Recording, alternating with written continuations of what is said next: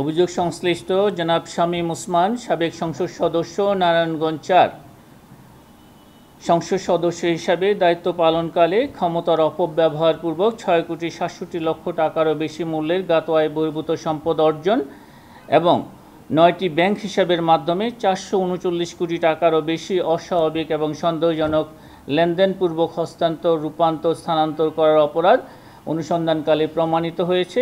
এই কারণে তার বিরুদ্ধে দুর্নীতি দমন কমিশন আইন ২০০৪, দুর্নীতি প্রতিরোধ আইন ১৯৪৭ এবং মানি লন্ডারিং প্রতিরোধ আইন ২০১২ এর সংশ্লিষ্ট ধারায় একটি মামলা রুজুর সিদ্ধান্ত গৃহীত হয়েছে। জেনেক্সে শিফট করো, লাইফকে লিফট করো।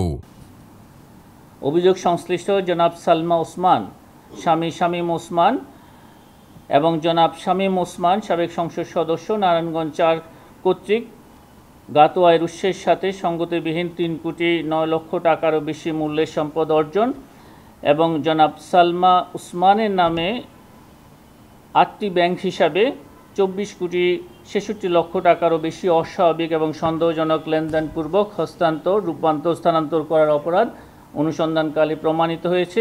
এই কারণে তাদের দুজনের বিরুদ্ধে দুর্নীতি দমন কমিশন আইন ২০০৪ এবং মানি লন্ডারিং প্রতিরোধ আইন ২০১২ এবং দণ্ডবিধির সংশ্লিষ্ট ধারায় আরও একটি মামলা রুজুর সিদ্ধান্ত গৃহীত হয়েছে।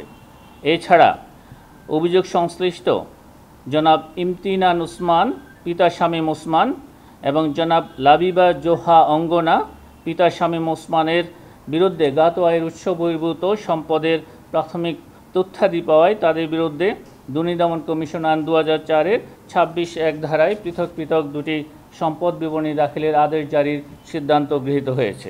জনাব S M Moniruzzaman, chairman, Chattogram বন্দর কর্তৃপক্ষ, চট্টগ্রামের বিরুদ্ধে ক্ষমতার অপব্যবহার, অনিয়ম, অর্থ আত্মসাৎ, মানি লন্ডারিং এবং অবৈধ সম্পদ অর্জনের অভিযোগে অনুসন্ধান কার্যক্রম শুরু হয়েছে।